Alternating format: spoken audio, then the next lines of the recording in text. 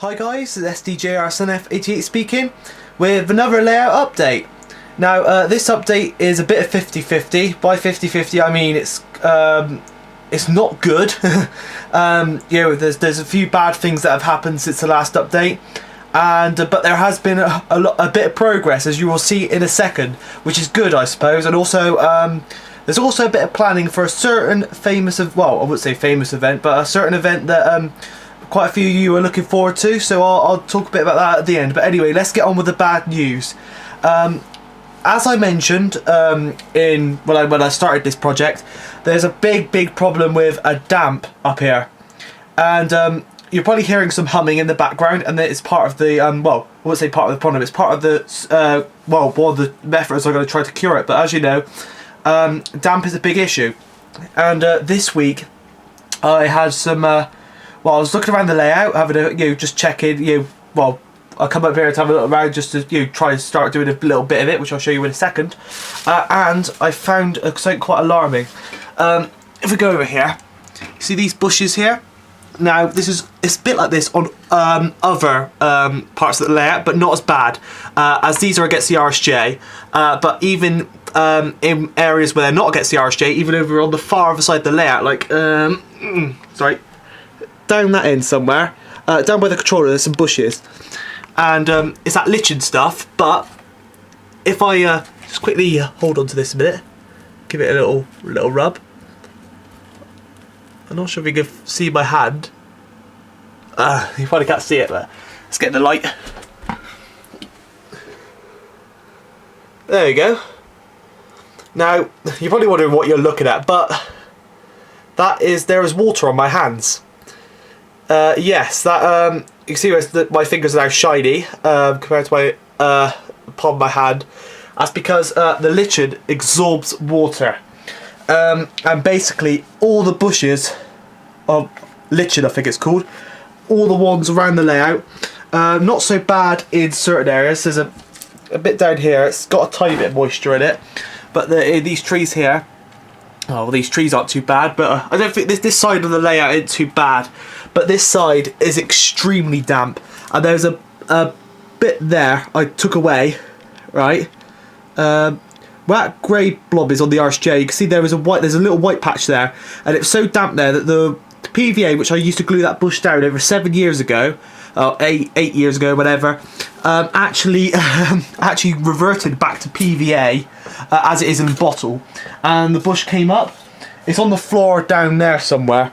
But basically, I took it inside and I squeezed it like a sponge, and I managed to get about just under a quarter of an egg cup of water out of that one bush. So it shows how bad the moisture is up here. So what have I done to combat this?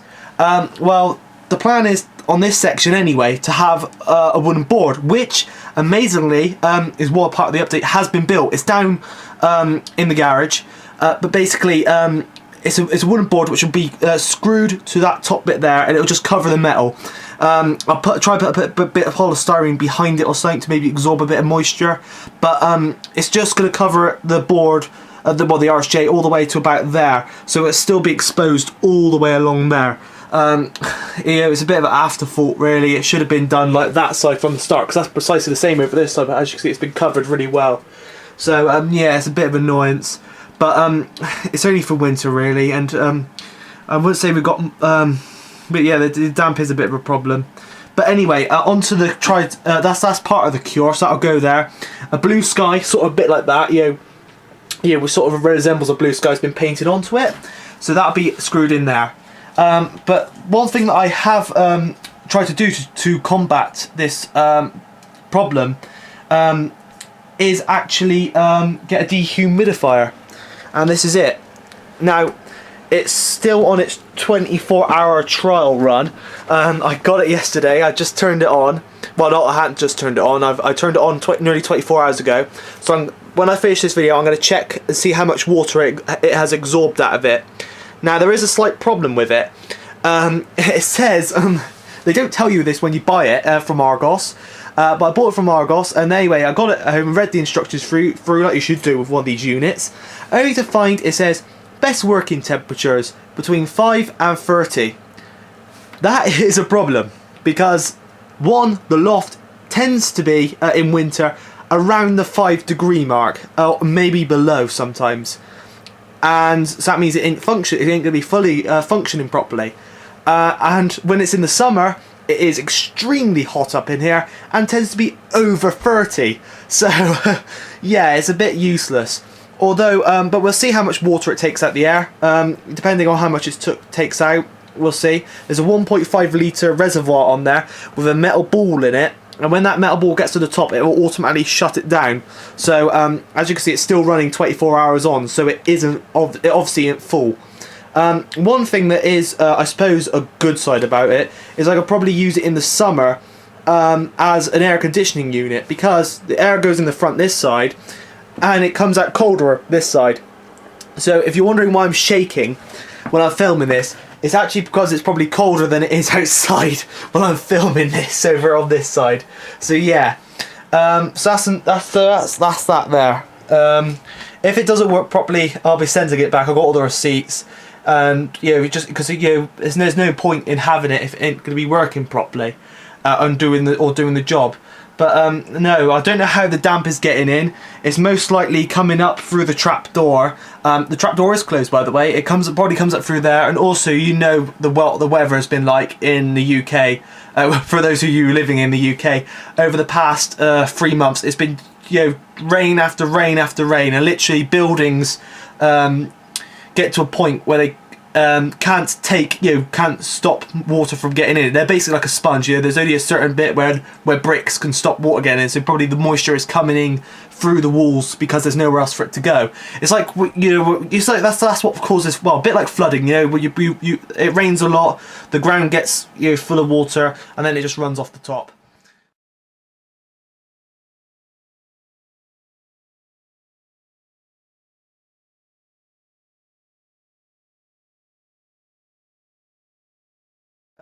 Anyway, for those of you who are still enjoy the update, if you do watch the update fully, that is, or one of the people that watches it fully, which would be awesome. Anyway, we actually have started work on the yard. Finally, apart from that backboard, which is down there, I've actually started doing the rock face. Now, this is all polystyrene blocks. These were originally going to be used on Compton Martin, but I went full out with paper mache instead. Now, the plan is to do, what the plan is here is, I'm going to do them slightly differently to Compton Martin. Compton Martin was done with plaster cloth over heels, and the rock face was painted on with really watery stuff. Obviously, due to the dampness problem, and also trying to make it blend in with other sections of the layout, like the rock face along there, I'm going to do it slightly differently. I'm going to do paper mache and all that along the top to make a nice rolling hill up to the level of the aqueduct, well, that line there, and to cover up that bit of carpet I stuck to the wall as a bit of a support. That'd be like a nice rolling hill on top with like grass and bushes on. The front will be paper mached over. So it'll be a bit like Compton Martin. It'll be paper mached over, and then it will be painted. The only difference will be it won't be used. I won't use plaster cloth, and I won't be using watered down pigments. I'll be using so it will look slightly less realistic.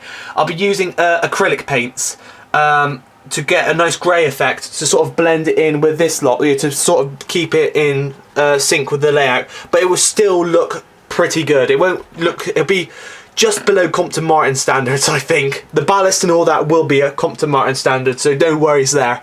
So I will be trying to get most of it up to Compton Martin standards, but there are a few little shortcuts that I'm going to do just to to stop more moisture from getting up in here, and also to blend in with the other layout, the parts of the layout. When this lot is done, I'm also doing it a bit along there, and also going to chip off all this stuff along there, which I don't really like the look of, and basically do it along there as well, and basically paper mache that along there, chipping bits out to make it more rock-like. If I feel that I can, I'll have the time to do so, because as you know, I'm quite short for time. And I'm going to paint that with acrylic as well. The track is still in its temporary position. I've got a funny feeling that it now lines up perfectly. So we've got a radius 3 there. I'm slightly curving it out slightly, but all the tracks I still got a tiny little crack in there. I'm allowing them to have a little tiny gap between the sections of track, purely because, as you know, during the summer they will expand. And as Maccar Webb discovered, and I discovered this summer with the horrendous weather, the track will expand and buckle.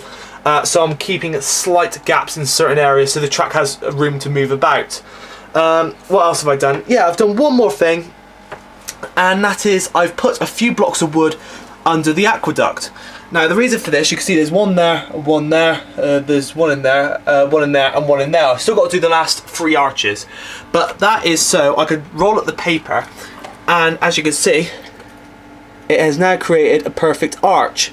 That is only a temporary one because that's grit stone, and I have got a cobblestone one by Metcalf card things, which look more like the paving slabs that I've used to create a stone face on there, which looks quite effective to be quite honest. But yeah, so that will go in there. But I've got to paint the floor, the road surface first with acrylic paints, or if I can find that woodland scenic tarmac sort of colour, which I know will work first time rather than my trial and error with paints like I did on Compton Martin, to do all of that area first. So yeah, what I plan to do next is probably to start paper macheing that, and also start hammering down the track so I can actually get some trains running again. But as you can see, it's very, very messy at the moment, and also I've got to do all this area. I'm thinking about using that paint effect on here as well. And then I'm going to probably rip up these card bits of road and paint where they were too, because that way I'll give the nice raised curb area. And also, but I'll keep the card on the level crossing and just repaint it and find a way to blend, you know, put a bit of clay in just to smooth up the paint a bit so it's like a perfect seam. So it looks like the road continues across the level crossing, because there's no point in really ripping all this up. As you know, I find that when I rip it up I don't have the time to do it like now. But anyway, I don't think there'll be an update next week, purely because I've got 2 days off this week. Well, one of them would have been today when I've uploaded this video, and that is in that time I'm having a driving lesson, and also I'm actually still got to weather up that guy's stock, so I'm still doing a lot of weathering. As you know, I still haven't progressed more than in that video last week, so I'm hoping to finish the colic goods by then, and then I'll do a picture video of that when that's done. So yeah, so that's what is happening at the moment with that sort of in that sort of stuff, and also, well, in that sort of area. And also I'm working quite a lot this week, so I'm afraid that, you know, I'll be in work, so I won't be able to do any more progress on this. So yeah, it might be on hold for a bit longer, but a bit has been done. You know, I said I wasn't going to do very much last time I did an update, but it's gone quite a long way. We just got to hope that that thing works. If not, it's no matter. In fact, that thing might be creating more trouble by making the air colder up in here, causing the stuff to condensate quicker up here. So we'll have to see. I'll check in a second. Oh, before I forget, sorry about that, Lardo.